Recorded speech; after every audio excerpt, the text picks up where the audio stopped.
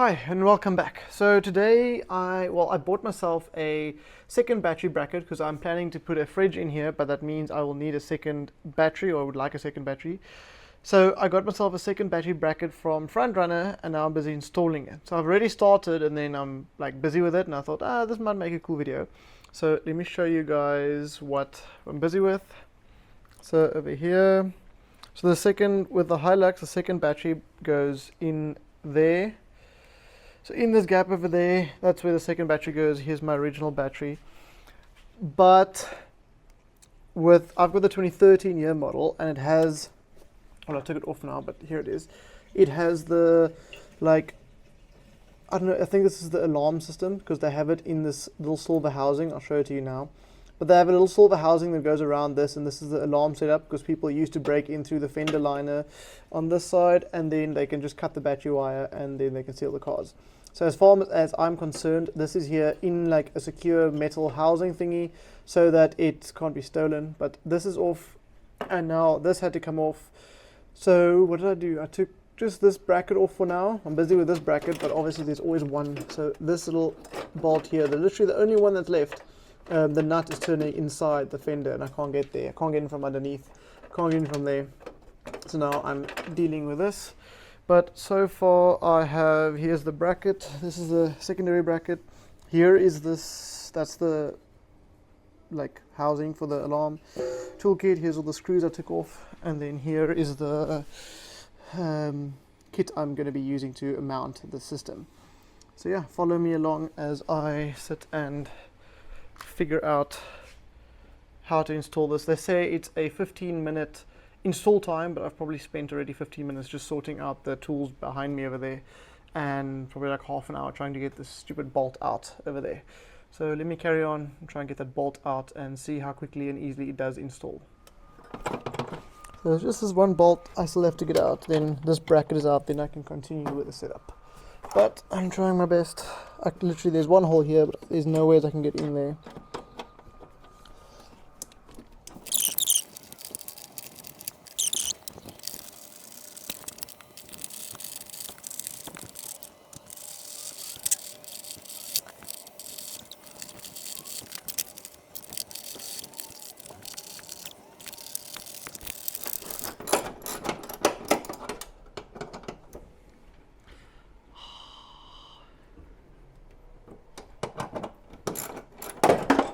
Yay! Oh, my yay! Oh, there we go.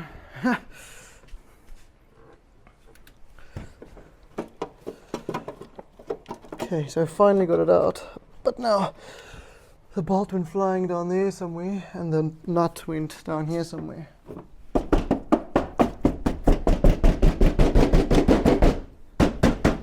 So I dropped the bolt I need down and it dropped into the bash plate and I can't get it, so now I have to take the bash plate off in order for me to get the bolt I need. And I tried to use one of the like J hooks for the battery brackets to fish out the bolt, and that also dropped in there and that disappeared. So now bash plate has to come off, but while I have it off I will clean it out because there's a lot of sand in there that doesn't come out.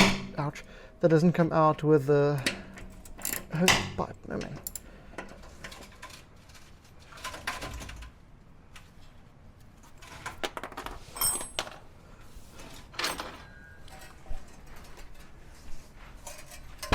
Ow. Okay, bash plate off, and I got the stuff I need. All of that for these two things that I lost down there. But I got it. So remove the speaker mounting bracket and cut the switch off at 45mm from the end. So I must take the bracket and cut the switch bit that was up here. I must cut this piece off.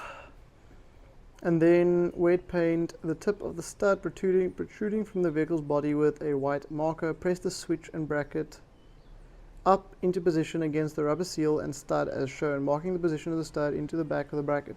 Drill a 6.5mm hole in the bracket, hole in the bracket on your mark.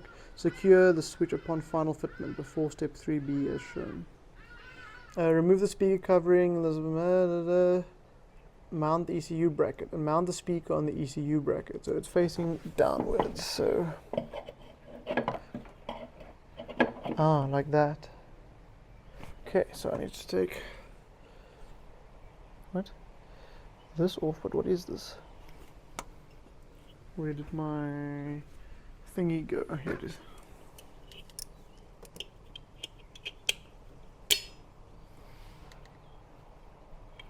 This is a pop rivet. I cannot undo that.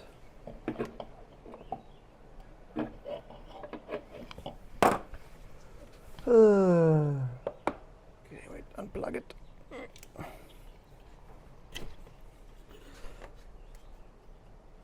So yeah, this has to come out, but this is on there. I'm just going to drill it out, it's easiest. So let me show you. This, I just need this part of the bracket, this piece. But it's got this extension on it, and this is like it's not even a pop rivet, I don't know what this is. There's no screw or thing on this side, and it's just a piece of stud that goes through. So, best way to get this out is I'm just going to drill it out.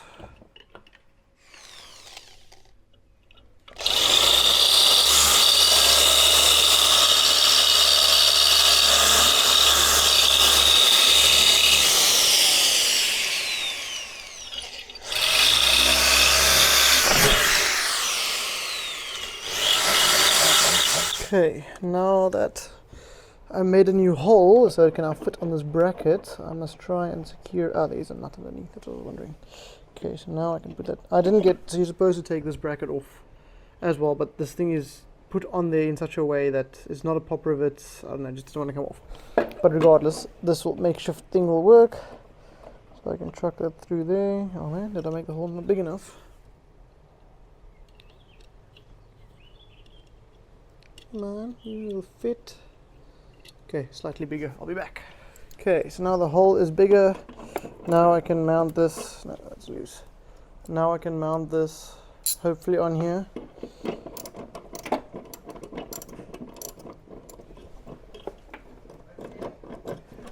Some gloves before I rip my skin again.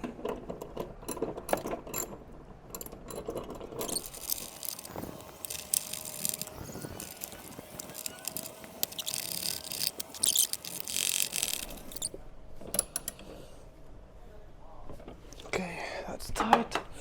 Now will this cable reach?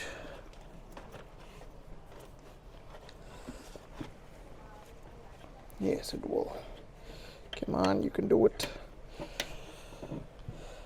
Click. Okay, finally. Okay, so that is done. Bolt through there is done. Now I can put the bracket in place. So it's this thing that's causing all the hassles, this battery mount bracket. So this has to go in here somehow.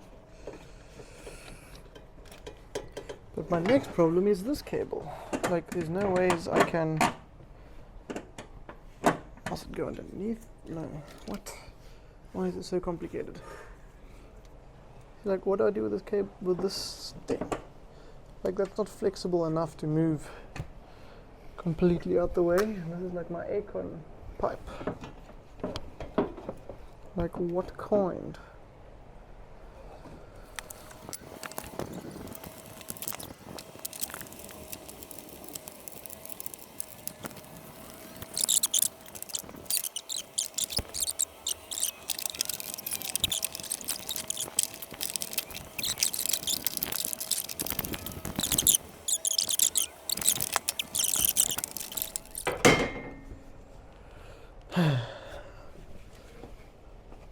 Like, this is like a main loom. There's no ways I'm budging this.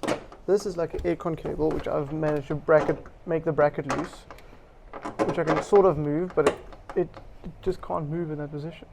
Oh, that was a nice sound. Okay, so that I can kind of shift in that position.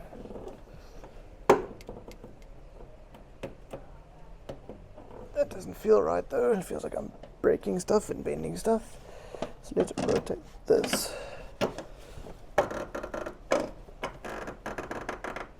And that.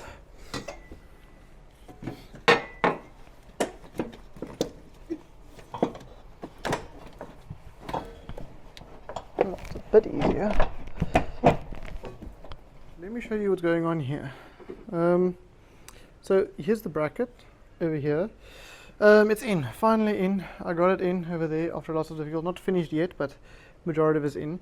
So this screw over here isn't completely flush. It's better than, it's actually not too bad anymore, but not as flush as the 1-2.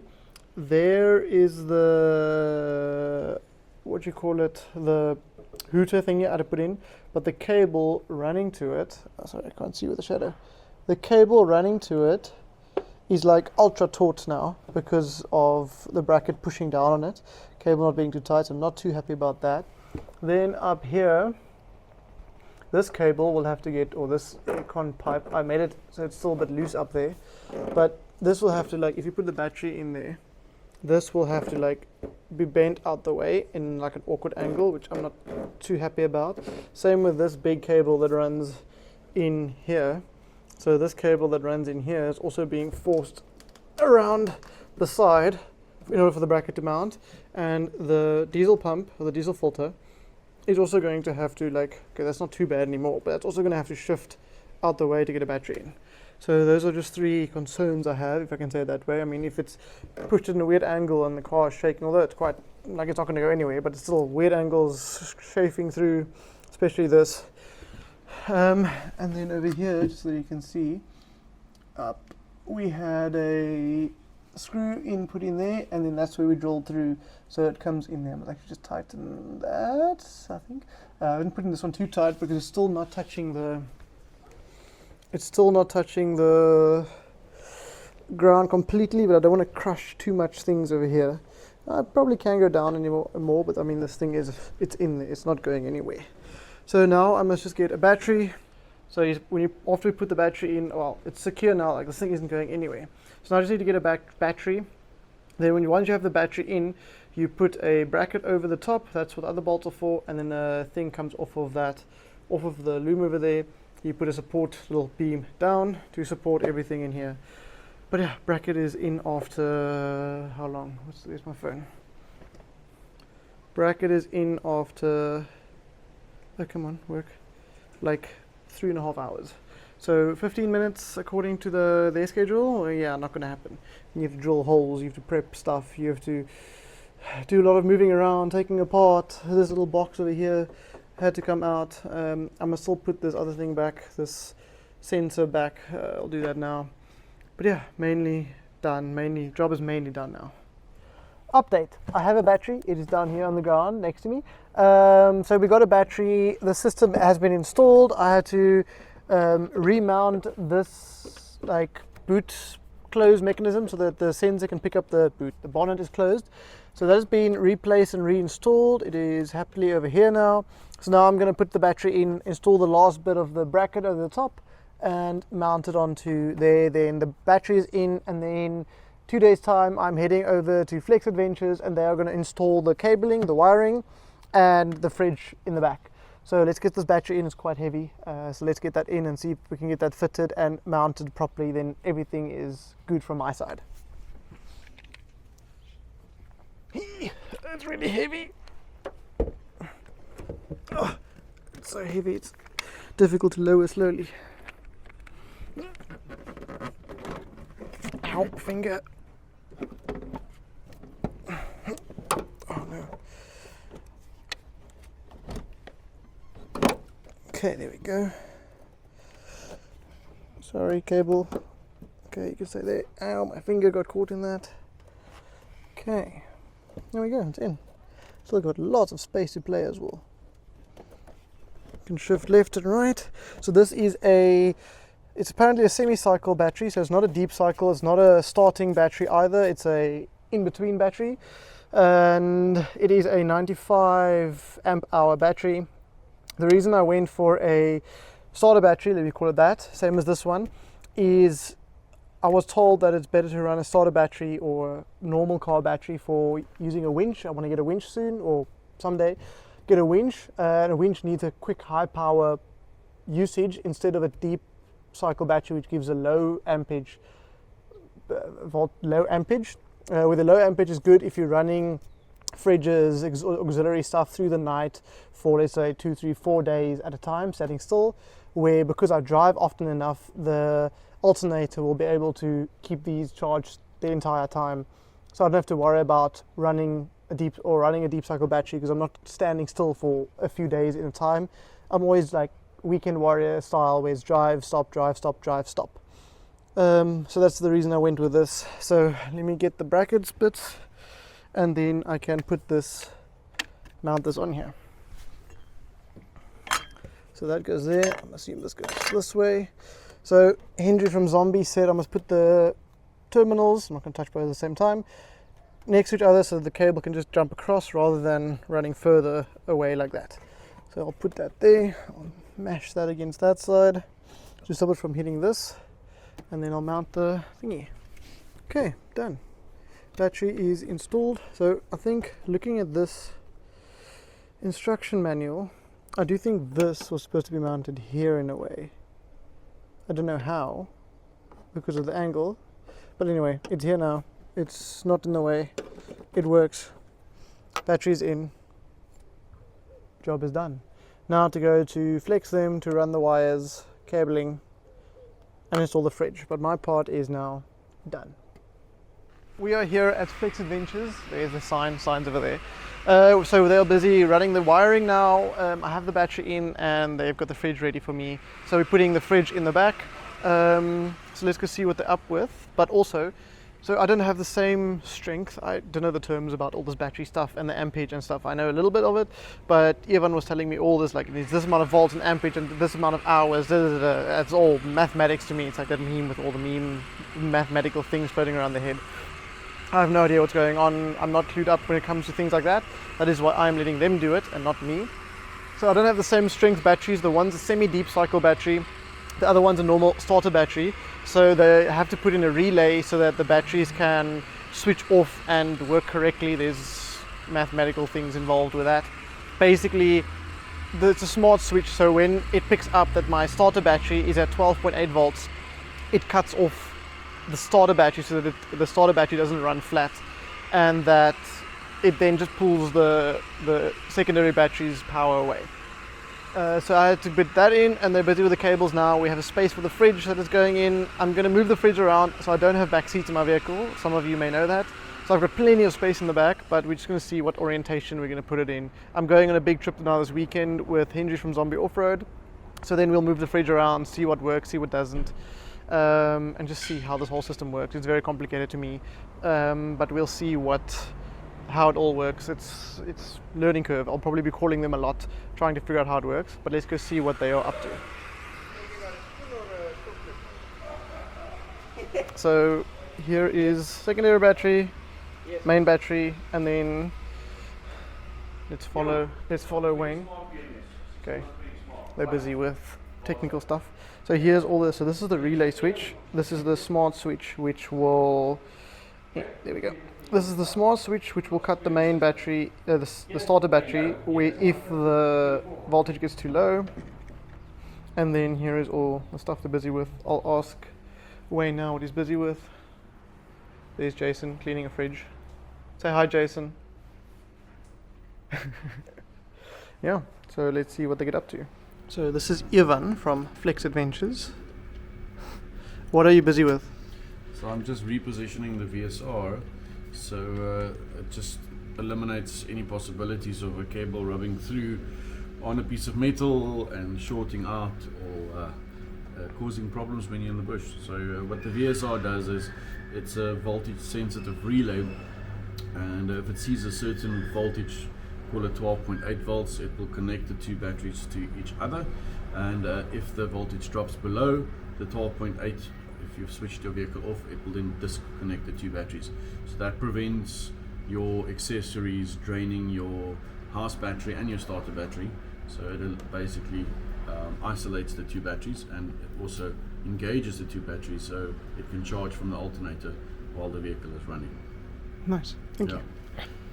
So this is why I love a Hilux. But before that, cable comes through there, runs along here, through there, through the back door, through here, up here, and then comes out over here. So fridge will be standing on that side somewhere.